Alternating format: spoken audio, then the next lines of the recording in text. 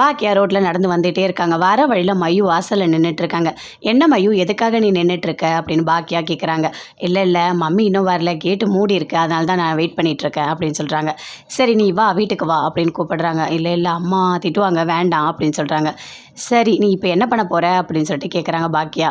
இல்லை பக்கத்தில் பார்க் இருக்குது, நான் வெயிட் பண்ணிகிட்ருக்கேன் அப்படின்னு சொல்கிறாங்க.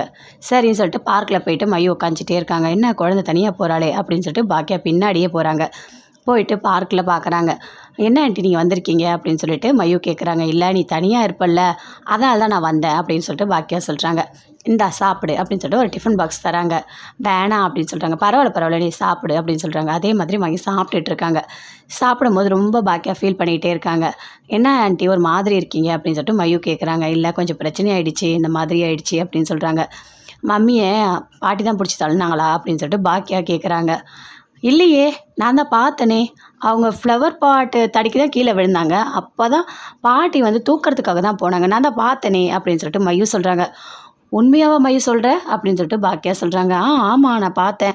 அதுக்கப்புறம் நிறைய சண்டை போட்டுகிட்டே இருந்தாங்க, என்னை உள்ளே போக சொல்லிட்டாங்க. அதுக்கப்புறம் எனக்கு எதுவுமே தெரியாது அப்படின்னு சொல்லிட்டு மயு சொல்கிறாங்க.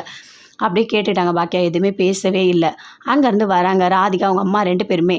அப்போ இந்த பார்க்கில் தான் எங்கேயாவது இருப்பா அப்படின்னு சொல்லிட்டு வராங்க. வந்து பார்க்குறாங்க. பார்த்தோன்னே மயு நீ எதுக்காக இவங்க கூட பேசிகிட்ருக்க அப்படின்னு சொல்லிட்டு அவங்க அம்மா கோவமாக பேசுகிறாங்க. இல்லை ஆண்டி சும்மா தான் பார்த்துட்ருக்காங்க அப்படின்னு சொல்கிறாங்க மயு. கையில் என்னது அது அப்படின்னு சொல்லிட்டு கேட்குறாங்க. இல்லை டிஃபன் பாக்ஸை சாப்பிட கொடுத்தாங்க அப்படின்னு சொல்கிறாங்க. கொடு, கீழே போடாத ஃபஸ்ட்டுக்கு அப்படின்னு சொல்லிட்டு அவங்க அம்மா கோவமாக திட்டுறாங்க. கொடுக்குறாங்க. அப்படியே மயு கொடுத்துட்டு வராங்க.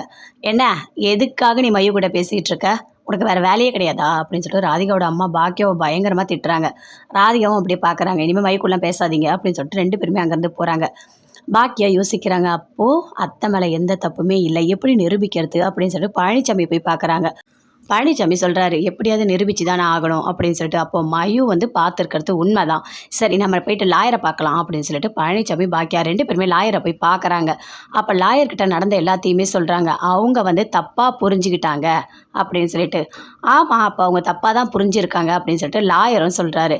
அந்த ஃப்ளவர் பாட்டு வந்து தடுக்கி விட்டு தான் அவங்க விழுந்திருக்காங்க அப்படின்னு சொல்லிட்டு. அப்போ அந்த பொண்ணை கூட்டிகிட்டு வந்து நீங்கள் கோர்ட்டில் சொன்னால் மட்டும்தான் ஓகேவா இருக்கும் அப்படின்னு சொல்கிறாரு. அது எப்படி சின்ன பொண்ணு எப்படி கோர்ட்டுக்கு வருவா அப்படின்னு சொல்லிட்டு பாக்கியா சொல்கிறாங்க. சரி வாங்க எது வந்தாலும் வெளியே போய் பேசிக்கலாம் அப்படின்னு சொல்லிட்டு பழனிசாமி வெளியே கூட்டிகிட்டு வராரு. மயுவை எப்படியாவது கோர்ட்டுக்கு கூட்டிகிட்டு போகணும் அப்படின்னு சொல்கிறாரு.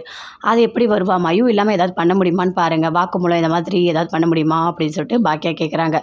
இல்லை அந்த மாதிரிலாம் எதுவுமே பண்ணவே முடியாது, நாம் சேஃபாக கூட்டிகிட்டு போகலாம், நாம் தான் கூட இருக்கோம்ல அப்படின்னு சொல்லிட்டு பழனிசாமி சொல்கிறாரு.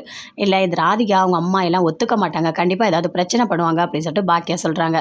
சரி இதுக்கு ஏதாவது ஒரு வழி இருக்கும், பண்ணலாம் அப்படின்னு சொல்லிட்டு பழனிசாமி பாக்கியா கிட்ட சொல்கிறாங்க. கண்டிப்பாக உங்கள் அத்தை வெளியே வந்துடுவாங்க அப்படின்னு சொல்லி அனுப்புகிறாரு. பாக்கியா வீட்டுக்கு வராங்க. வந்த உடனே வீட்டில் எல்லாருமே ஃபீல் பண்ணிகிட்டு இருக்காங்க. ரொம்ப வருத்தமாக இருக்குது ஈஸ்வரி நினச்சி அப்படின்னு சொல்லிட்டு ராமூர்த்தி சொல்கிறாரு. நீங்கள் வருத்தப்படாதீங்க மாமா, கண்டிப்பாக அத்தை வெளியே வந்துடுவாங்க அப்படின்னு சொல்லிட்டு பாக்கியா சொல்கிறாங்க. அவள் எப்படி வருவா, அவள் வர மாதிரி எனக்கு தெரியல, நான் வேணால் போயிட்டு ராதிகாவை பார்க்கட்டுமா, ராதிகாவோட காலில் விழுந்து அழட்டுமா, தயவு செய்து ஈஸ்வரி விட்டுரு அப்படின்னு சொல்லட்டுமா அப்படின்னு சொல்லிட்டு ராமூர்த்தி சொல்கிறார். வேண்டாம் மாமா வேண்டாம், அந்த மாதிரிலாம் நீங்கள் தயவு செய்து போய் பேசிடாதீங்க. ஏன் தெரியுமா, அவங்க வந்து எல்லாமே எதிராக பேசிகிட்டு இருக்காங்க. இப்போ நீங்கள் போனால் கூட அவங்க அதெல்லாம் பெருசாக எடுத்துக்கவே மாட்டாங்க, உங்களை அவமானப்படுத்தி அசிங்கப்படுத்தி தான் அனுப்புவாங்க. கண்டிப்பாக அத்தை வெளியே வந்துடுவாங்க, என்னை நம்புங்க, நான் கூட்டிகிட்டு வந்துடுவேன் அப்படின்னு சொல்லிட்டு பாக்கியா சொல்கிறாங்க. இல்லைம்மா என்னால் தாங்க முடியலம்மா, எனக்கு அவன் ஞாபகமாகவே இருக்குது அப்படின்னு சொல்கிறாரு. சரி வாங்க நீங்கள் உள்ளே போய் படுங்க வாங்க அப்படின்னு சொல்லிட்டு பாக்கியா உள்ளே கூட்டிகிட்டு போகிறாங்க ராமூர்த்தி பயங்கரமாக.